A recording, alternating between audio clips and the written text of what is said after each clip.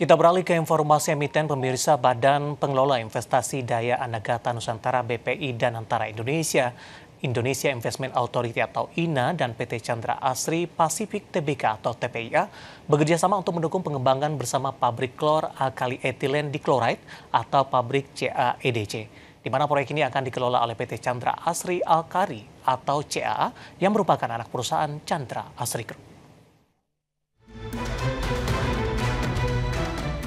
Dikutip dari keterangan tertulis Danantara yang dirangkum dari berbagai sumber, kerjasama ini bertujuan untuk meningkatkan produksi soda api dan etilen dichlorida di Indonesia, yang menjadi bahan baku utama untuk industri hilir termasuk pengolahan nikel dan mendukung swasembada hilir dan industri hilir Indonesia secara keseluruhan. Nilai kerjasama kemitraan ini mencapai 800 juta dolar Amerika atau sekitar 13 triliun rupiah. Proyek CAEDC akan dikelola PT Chandra Asri Alkali atau CAA, anak perusahaan Chandra Asri Group. Di tahap pertama, proyek ini meliputi pembangunan pabrik CAEDC yang akan memiliki kapasitas produksi 400.000 ton soda api padat per tahun, atau setara 827.000 ton dalam bentuk cair, dan 500.000 ton etilen dichlorida. Upaya ini untuk mengurangi kebutuhan impor soda api dan etilen dichlorida dan mendorong swasembada dan hilirisasi. Tahap kedua dari pengembangan ini bertujuan untuk memperluas produksi klor alkali dan memperkenalkan turunan klorin yang akan memungkinkan efisiensi operasional dan rantai nilai yang lebih besar. Sementara studi kelayakan sedang dilakukan untuk mengidentifikasi dan mengevaluasi potensi produk hilir berbasis klorin. CIO Danantara Indonesia Pandu Syahrir mengatakan, industrialisasi hilirisasi adalah pusat dari transformasi ekonomi Indonesia.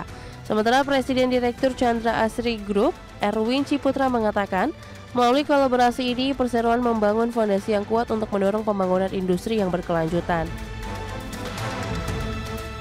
Sebagai informasi, TPIA sebelumnya menargetkan pabrik ini selesai dan akan mulai beroperasi di 2027 mendatang. Proyek ini memiliki nilai investasi sebesar 15.000 triliun rupiah dan berlokasi di Cilegon, Banten. Adapun proyek Jumbo ini merupakan bagian dari proyek strategis nasional atau PSN dalam 5 tahun ke depan.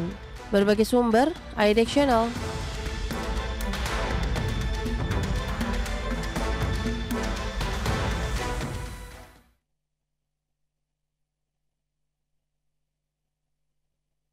Secara teknikal, pemirsa, saham dari TPIA hari ini lebih cenderung mengalami penguatan meskipun di jelang penutupan sesi kedua penguatan lebih ke arah terbatas. Intraday hari ini sempat ke 10.650 dan ini juga merupakan level tertinggi dalam beberapa waktu terakhir. Langsung saja kita ke grafis yang pertama. Kita akan coba lihat bagaimana pergerakan saham dari TPIA di sepanjang perdagangan hari ini. Langsung saja kita ke grafis yang pertama, pemirsa, dibuka di sesi pertama pada pagi tadi di level Rp10.200 per saham. Kemudian pada pukul 10, posisi dari saham TPIA di 10.125. Kemudian juga posisinya sempat mengalami tekanan ke 10.050. Dan selanjutnya saham PTIA mengalami lonjakan yang cukup signifikan hingga menyentuh ke level 10.650 pemirsa. Dan pada penutupan penguatan lebih ke arah terbatas di 10.325, pembukaan sesi kedua di 10.425. Kita beralih ke grafis selanjutnya, pergerakan saham TPIA dalam beberapa bulan terakhir. Penguatan dari saham TPIA sudah sangat signifikan pemirsa.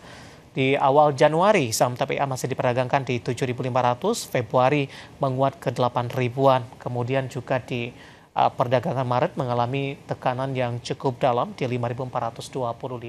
April mengalami penguatan ke 7.000-an, Mei di 8.000, di 17 Juni ke 10.650.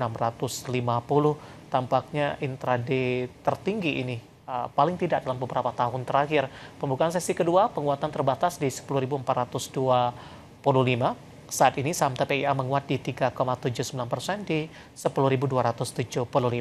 Dari sisi valuasi dengan beberapa indikator yang ada, ke grafis selanjutnya pemirsa, kita akan coba lihat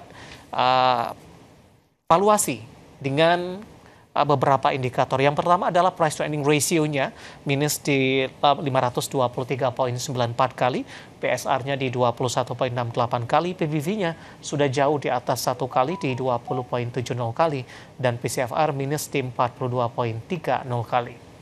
Ya, kombinasi secara fundamental, teknikal, dan juga dari sisi valuasi, dan semoga bisa menjadi salah satu referensi untuk Anda.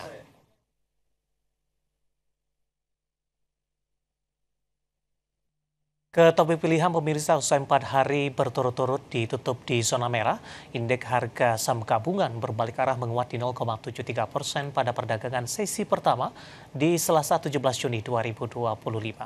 Penguatan indeks harga saham gabungan terjadi di tengah optimisme pelaku pasar seiring meredahnya penguatan harga komoditas, harapan penyelesaian konflik Iran-Israel dan penantian pasar terkait arah keputusan suku bunga Bank Indonesia di RDG periode Juni 2025. Indeks harga saham gabungan berbalik arah ke zona hijau pada perdagangan sesi pertama Selasa 17 Juni 2025. Mengutip IDX Mobile, ISG naik 0,73% ke level 7.169 usai 4 hari berturut-turut ditutup di zona merah. Kenaikan ISG di sesi pertama ditopang 8 indeks sektoral, dengan sektor yang paling naik tinggi antara lain barang konsumer non-primer naik 1,63%, sektor barang baku naik 1,54%, sektor transportasi naik 1%, dan sektor infrastruktur menguat 0,79%. Pada sesi pertama, pelaku pasar membukukan transaksi senilai 6,67 triliun rupiah.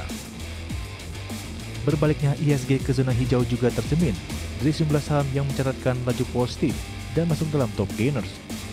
Di sesi pertama, saham Antam naik 3,66% ke level 3.400. Saham Aman Mineral melesat 6,6% ke level 8.075. Saham PGO naik 2,88% ke posisi 1.610 dan saham BBCA menguat 1,96% ke level 9.100 rupiah.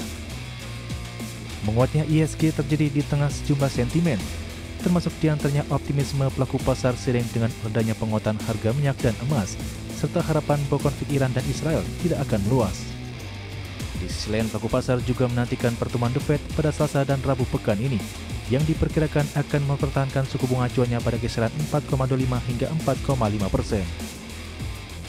Sementara itu, pilar Mas Investindo Sekuritas menyebut penguatan ISG terjadi di tengah sentimen risk off global pasar yang menantikan arah kebijakan moneter Bank Indonesia pada rapat Dewan Gubernur pada 17 hingga 18 Juni 2025. Pilar Mas sendiri memprediksi BI akan tetap mempertahankan suku bunga acuan di level 5%. Hal tersebut sebagai upaya untuk memperkuat stabilitas nilai tukar rupiah dari dampak semakin tingginya ketidakpastian geopolitik dan perekonomian global. Berbagai sumber IDX Channel.